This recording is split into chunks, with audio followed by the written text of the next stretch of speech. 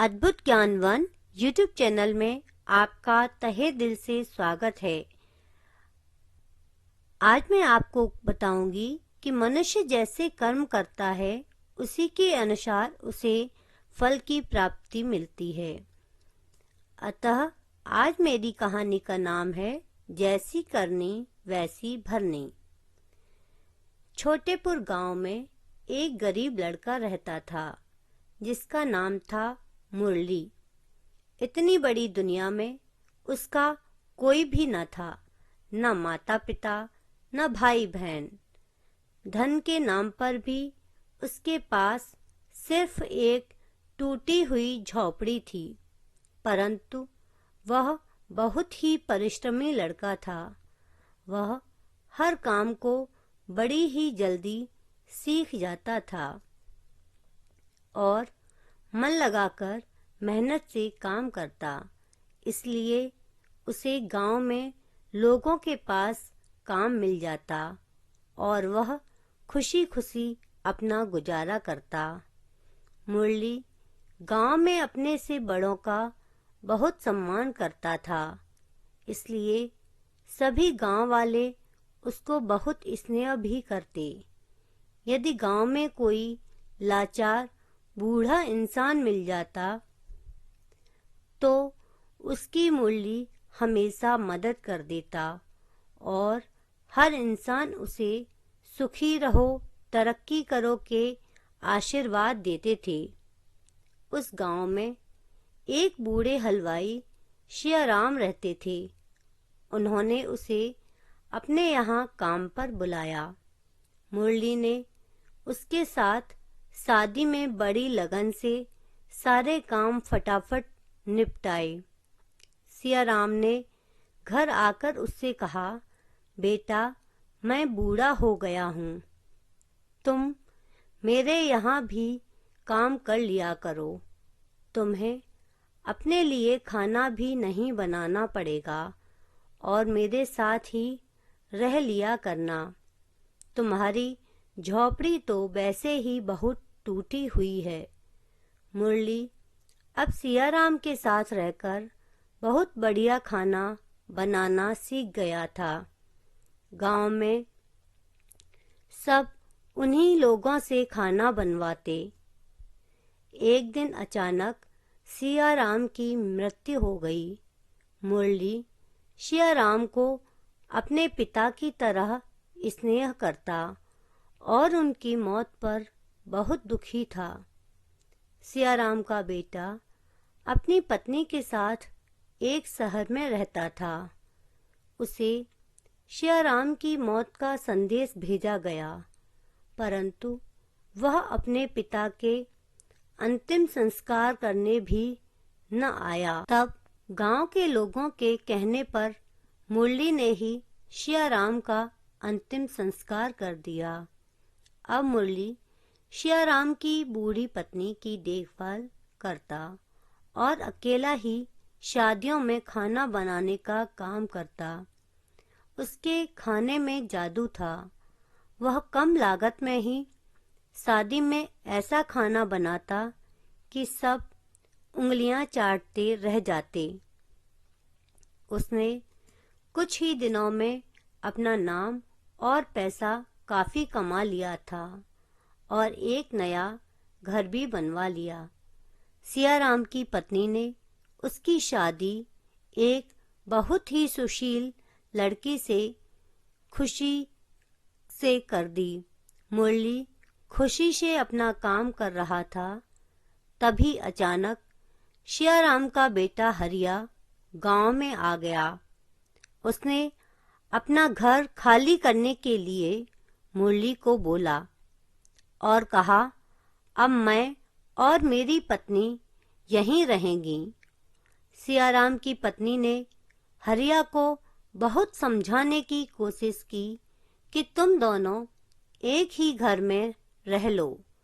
मुरली भी मेरा बेटा ही है और दो भाई एक घर में रह सकते हैं। तुम भी मुरली के साथ काम कर लेना। लेकिन उसने कहा, आपको ज्यादा मुरली की फिक्र है तो आप उसी के साथ रह लेना, परंतु इस घर में नहीं। अब मुरली सियाराम की पत्नी और अपने बर्तन लेकर अपने छोटे से घर में आ गया।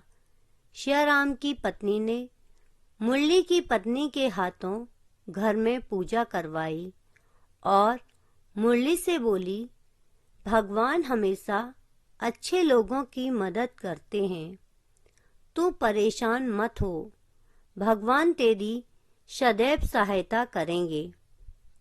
सियाराम का लड़का भी शहर में हलवाई की दुकान पर काम करता था। वह मुरली से बहुत नफरत करता और मुरली का काम बंद कराना चाहता था। उसने अपना गांव का घर गिरवी रख दिया और सारे पैसे से मुरली को नीचा दिखाने के लिए कुछ शहरी तरीके के शादी के बर्तन और सजावट का सामान लेकर गांव में आया। हरिया ने एक हलवाई भी शहर से बुलवाया। गांव वाले उसका काम देखकर भौचक्के रह गए। सभी कुछ दिन में ही गांव के सभी लोग हरिया से काम कराते। यदि मुरली किसी से काम की बोलता तो लोग कह देते, बेटा अब शादियों में नए तरीके का खाना मिलता है तो बाराती भी खुश होते हैं, हमारी इज्जत भी बढ़ जाती है।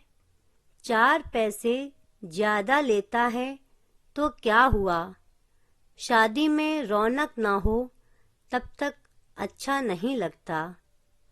अब मुरली बहुत परेशान हो गया था।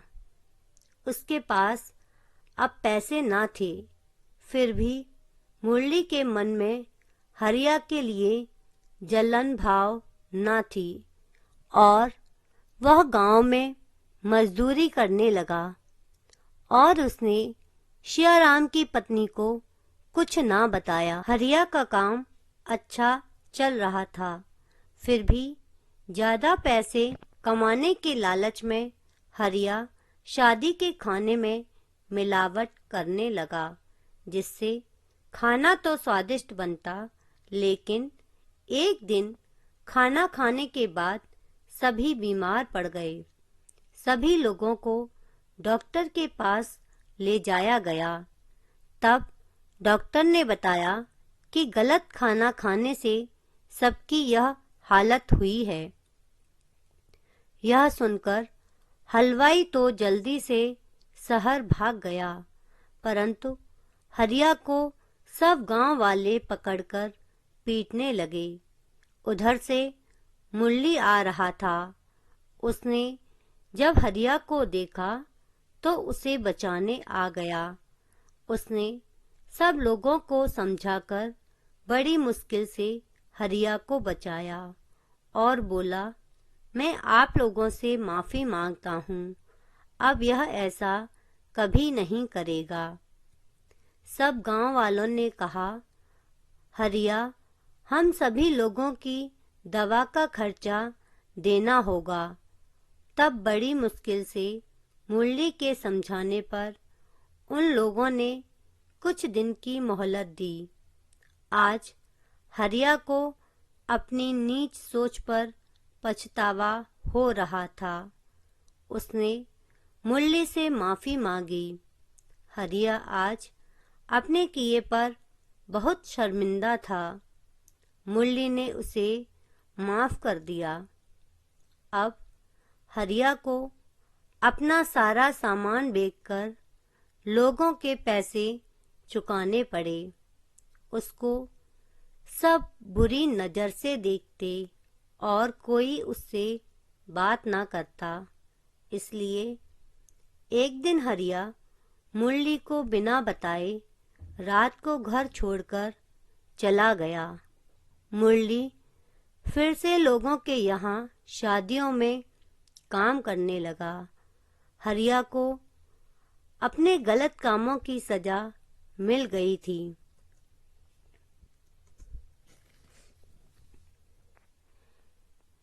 कहानी से हमें शिक्षा मिलती है कि हमें कभी भी लोगों से द्वेष नहीं करना चाहिए और सदैव सही मार्ग पर चलकर मेहनत करके धन कमाना चाहिए। गलत काम करने वालों को उनके कर्मों की सजा जरूर मिलती है। इसीलिए कहा जाता है, जैसी करनी वैसी भरनी। यदि आपको मेरी आज की कहानी अच्छी लगी हो तो लाइक एंड शेयर करें और मेरे चैनल को सब्सक्राइब करना न भूलें। आपका दिन शुभ हो।